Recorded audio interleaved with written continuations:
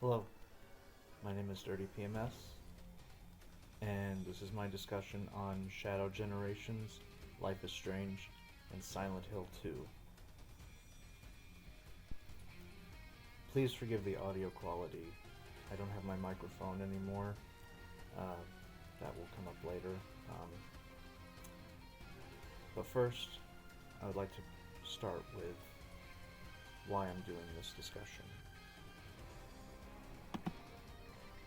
Over the past few months on YouTube, my content has predominantly been centered around video games, namely the Life is Strange franchise, as well as Sonic the Hedgehog. The reason for this is because 3 games came out within the span of a few weeks. Those games were Sonic X Shadow Generations, Life is Strange Double Exposure, and the Silent Hill 2 remake. All of these games came out over the span of October of 2024. All of these games have a common theme that I will get into a little bit later. And all of these games, in addition to this common theme, also instilled a certain amount of nostalgia within me. Especially Life is Strange and Sonic the Hedgehog.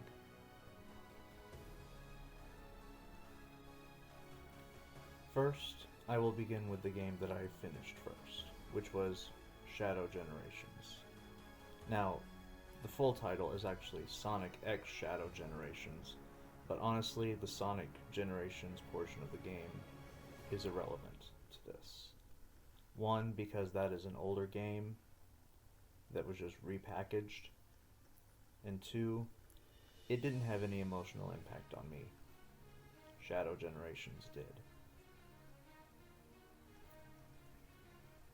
Shadow Generations focuses on the story of Shadow the Hedgehog during the events leading up to Sonic Generations, and it takes place at the same time as Sonic Generations in tandem. However, the story of Shadow the Hedgehog goes back 50 years before the events of Sonic Adventure 2. In Sonic Adventure 2, he witnesses the murder of his best friend and is jettisoned to Earth through space. When he wakes up 50 years later, he vows vengeance for the murder of his best friend, Maria. However, over the course of the game, he later realizes that Maria had actually asked him not for revenge as his memory had initially led him to believe. She actually wanted peace. She wanted joy and happiness for Earth, for all of the people on Earth. Shadow goes through with this promise by seemingly sacrificing himself. However, as lore will help you find out, Shadow the Hedgehog is actually immortal. So in Sonic Heroes, Shadow wakes up alive, but amnesiac. Which, I mean, he fell from space, so it's only natural he would have some sort of repercussions from that. And over the course of Shadow the Hedgehog 2005 is when he finally takes the opportunity to learn about his past and recover from his amnesia. In the course of this journey of self-discovery, he discovers that he is actually not 100% hedgehog. He knew he was artificial, but he didn't know that he was also part Black Arms. Now, Black Arms are a race of aliens run under the hive mind of Black Doom. Black Doom is the overarching antagonist of Shadow the Hedgehog 2005, as well as the returning antagonist of Shadow Generations. Over the events of Shadow the Hedgehog, he tries to lead Shadow the Hedgehog, the character, on the course of evil. And depending on players' choices, you are able to enact these evil deeds. However, the canonical ending is that Shadow is the last one that is able to fight back against Black Doom. And through some sheer luck,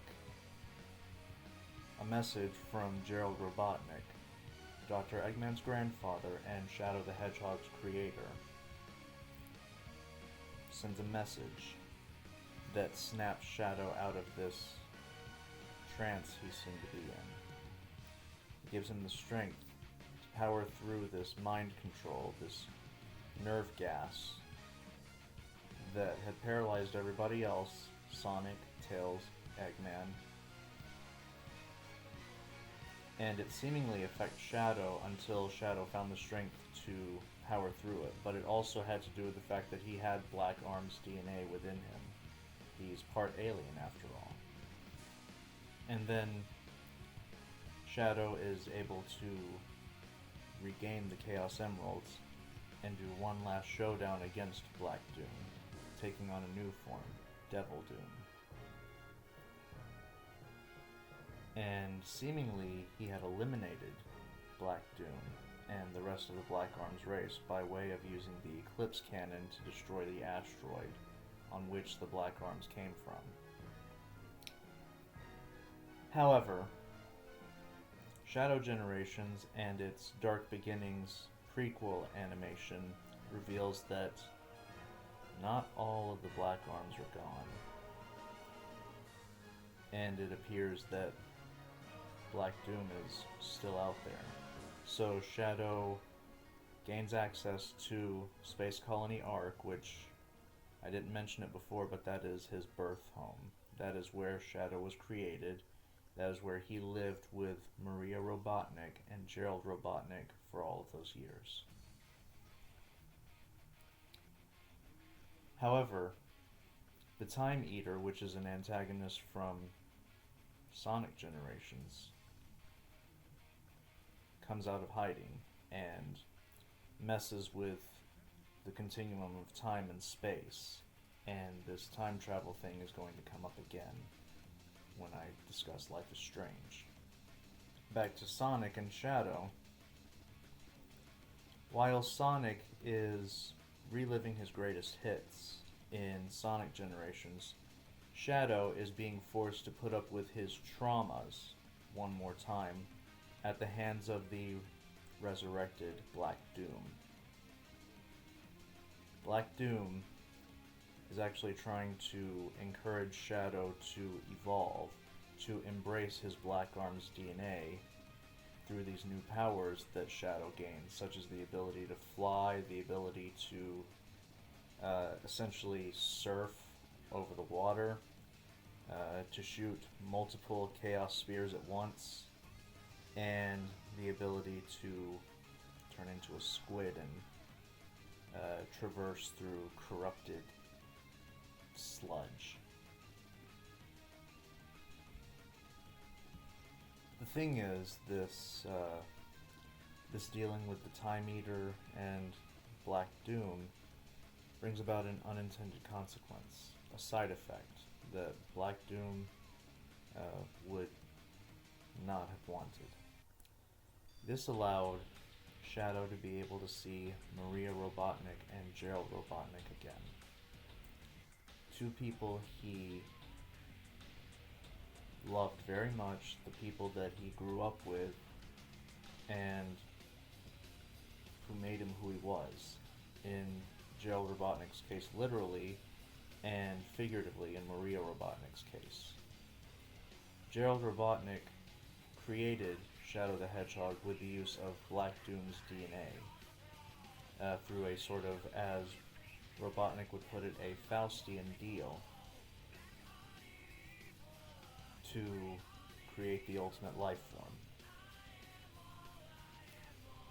Now, the thing about this is, Shadow has been dealing with the grief, the loss of Maria for a very long time. The entirety of his existence in the Sonic the Hedgehog fan base is him dealing with grief over Maria. Now, arguably, you could say by the time of Sonic the Hedgehog 2006, wherein he is one of the three main protagonists alongside Sonic and Silver the Hedgehog, he does not once say Maria's name, ever.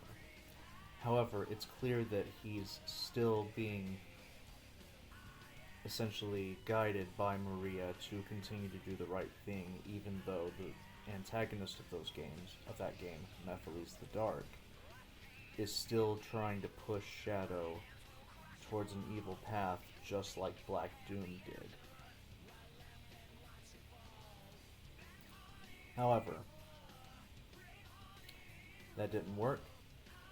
Shadow fought alongside Sonic and Silver and defeated Mephiles after he merged with Solaris. That is lore to get into another time that I may not even deal with, unless that's something enough people maybe ask for. However, that does not pertain to this. What does pertain to this is Maria's long-lasting impact on Shadow. The fact that her death formed such a strong sense of who Shadow is. Back to Shadow Generations and its events. Black Doom, as in Shadow the Hedgehog 2005, is trying to sway Shadow towards the dark, to embrace his Black Arms DNA.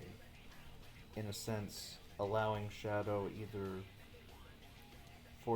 to either become his vessel, Black Doom's vessel for resurrection, or to at the very least be a very loyal servant. However, the Robotniks, Gerald and Maria, ironic given what Ivo Robotnik would try to do later on, try to sway Shadow into the path of good, much like what Sonic and ironically even Eggman did in Shadow the Hedgehog 2005.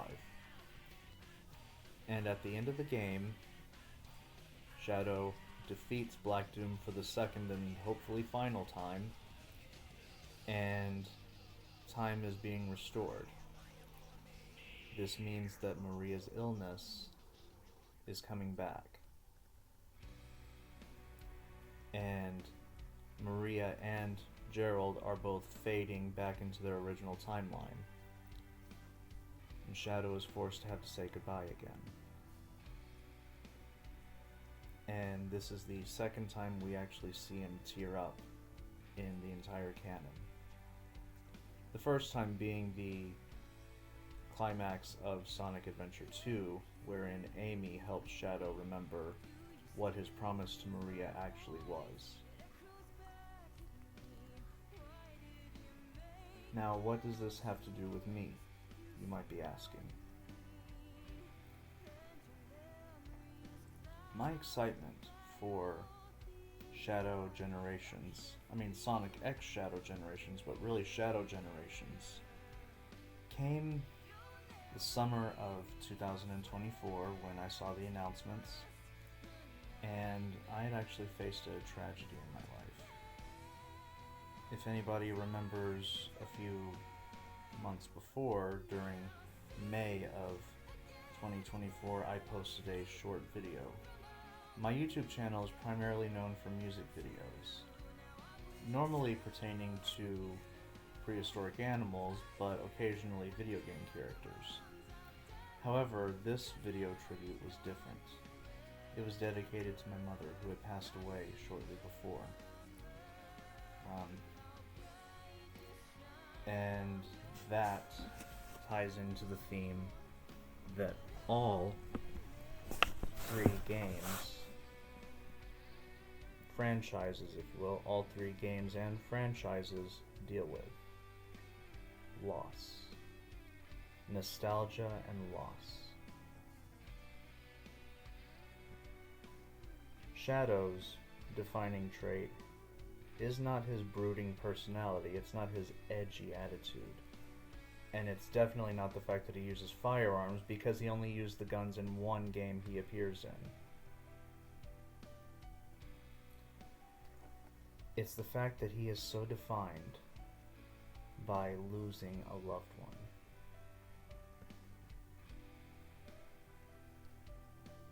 I lost a loved one.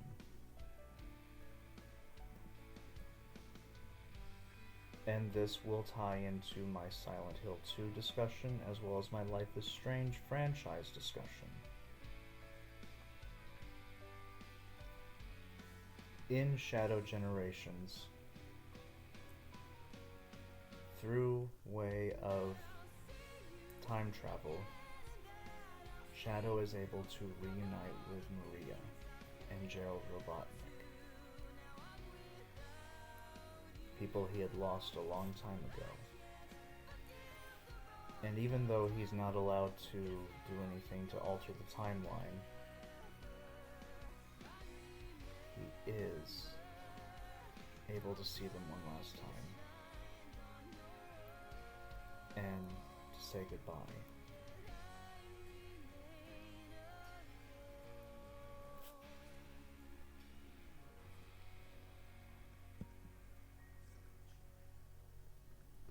And I'll get more into that when I discuss Life is Strange.